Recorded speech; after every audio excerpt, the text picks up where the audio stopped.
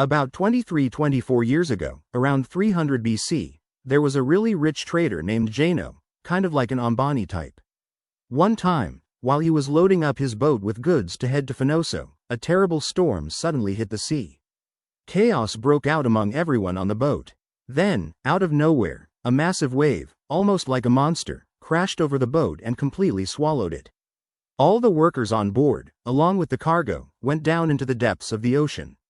The storm was so fierce that it seemed like nobody could survive. But here comes the miracle. Zeno somehow managed to save his life and, stumbling through it all, ended up in an unfamiliar city, Athens.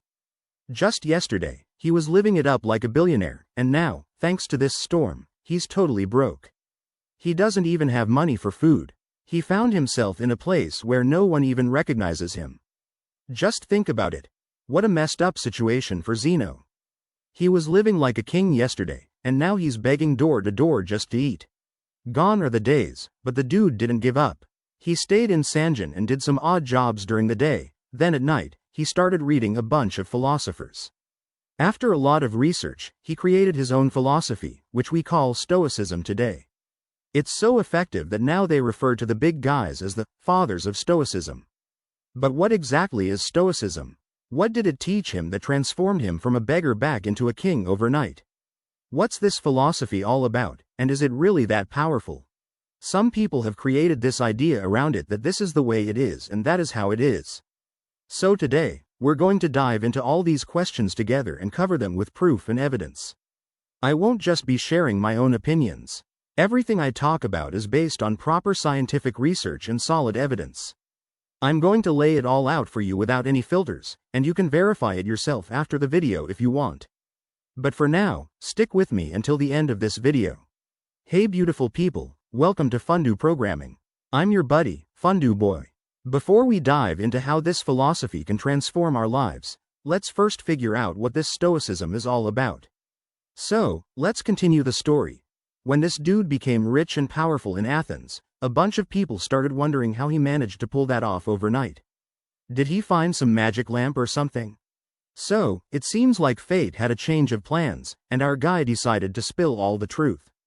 He called a bunch of philosophers to a place called Stoic, where he opened up his heart and shared all his secrets.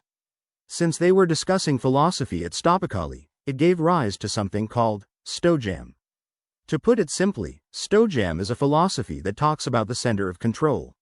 Its main point is all about what's happening in the world and what's going to happen next. We don't have control over everything, but how we react to the things that are already happening is completely in our hands. So, if you want to be a strong and powerful person, you should only care about what you can control, not about things you can't change. To explain this philosophy with an Indian example, take a look at this photo. It shows the President of India presenting an award to an ordinary 16-year-old girl. There's a saying that being an Indian sportsperson is the highest honor. For those who don't know who this little girl is, let me quickly fill you in. This is Sheetal Devi, who was born in 2007 with a rare cognitive disorder called phocomelia. Because of this condition, Sheetal's arms never developed, but despite that, she didn't let it bring her down. Instead of feeling sorry for herself, she started doing everything with her feet. The turning point in Sheetal's life came when she went to Bangalore for work, she found out about professional archery for the first time in her life. Back in her village, she used to do it just for fun, but she realized that you could actually have a professional career at the international level in it. So, after discovering this in Bangalore, she threw herself into it completely. Where people used to think that a thumb injury could end someone's archery career, by 2023, that whole mindset changed because of her. No. She showed everyone by winning a silver medal at the World Archery Para-Championship in July 2023. And soon after that, Sheetal Devi also bagged a gold medal at the Asian Para Games. While most people couldn't even hit the target properly with both hands, Sheetal learned to aim perfectly with her feet, as you can see in this video. She proved to the world that even though losing her hands to an illness was beyond her control, she could still overcome this tough situation.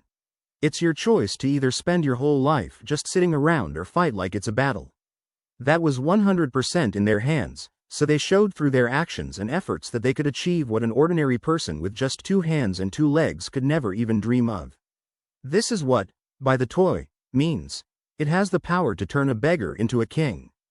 Instead of crying and begging about your circumstances, you step up and fight like a hungry lion, using your determination and hard work to win.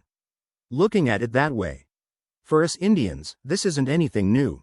About 2,500 years ago, when the great warrior Arjuna put down his weapons and sat crying on the battlefield instead of fighting, Lord Krishna made it clear in chapter 2, verse 47 of the Bhagavad Gita that you should focus on your actions. He said, "You have the right to perform your duty, but not to the fruits of your actions. Don't let the outcomes be your concern. So, Arjuna, just set aside all these worries and focus solely on your duty. Focus on your actions because that's how you can become a great warrior." Just like the great warrior Arjun achieved tremendous success in the Mahabharata by following this philosophy. That's why there's even the power within a beggar to become a king. Now, I'm not claiming that Stoicism is a copy of the Bhagavad Gita, not at all. I'm not saying that at all. What I'm doing is laying out these facts side by side so you can decide for yourself. What's the one thing you can follow to achieve real success? The Bhagavad Gita teaches us how to live our lives to the fullest, while Stoicism offers a straightforward philosophy about staying mentally strong and focused on our goals. For example, ancient Rome had a great Stoic philosopher who made it clear that we suffer more in our imagination than in reality. Simply put, we humans think a lot, but often fail to act on what's in our imagination. In reality, we have the power to change things, but we often don't. Like, these days, everyone thinks they're going to be a millionaire or billionaire. Sure, they know exactly how to build $1 million company or start a startup like YouTube to change their fortune.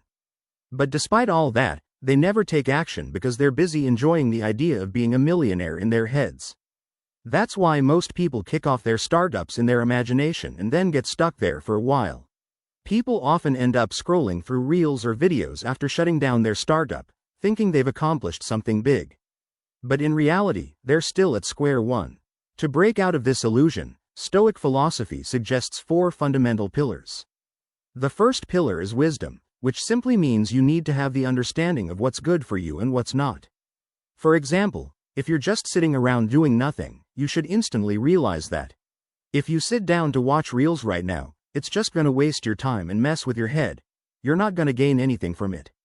But if you put that time to smart, creative use, there's a good chance you can achieve something really big in your life. The second key is courage, which is considered the most powerful element in Stoicism. If you don't have the courage, you won't be able to make those big decisions that can really change your life. Otherwise, you'll be stuck without ever accomplishing anything significant.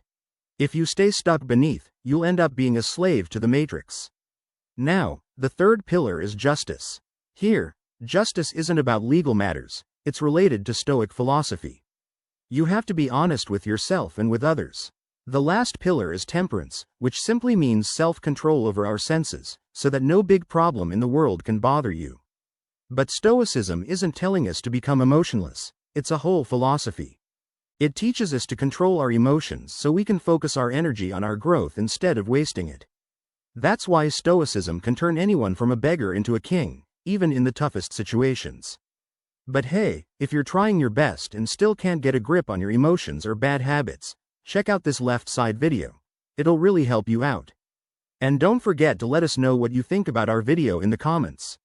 We'll be dropping more life-changing videos every week. Hey, don't forget to subscribe to our channel before you finish watching this video. So, let's talk about Nifty 50 versus Nifty 50. You've probably heard a lot about Nifty 50. It's an index fund that lists India's top 50 companies, growing around 10 to 12% each year. But have you ever heard about Nifty 50, which has been growing at 18.9% recently? That means, if you start a SIP with just 1 million rupees and keep it going for the next 10 years. If you invest around 1 lakh rupees in this, after 10 years it'll grow to 3.35 million rupees. In 20 years, that same amount will balloon to 6.5 crore rupees. And if you keep up with this SIP, after 30 years, you'll be worth 17.8 crore rupees. All you need to do is invest 1 million rupees every month. It's not that much when you think about it. Over 30 years, you'll have invested only about 6 lakh rupees, but in the end, it'll make you the owner of 80 crore rupees. Trust me on this. I'm not just saying this out of nowhere. There are millions of people in India already using this method to make millions of rupees, so now they won't have to work like donkeys for the rest of their lives. So, guys, let me know in the comments when you're starting your sip. I'll be waiting for your response. And finally, thanks for watching, everyone.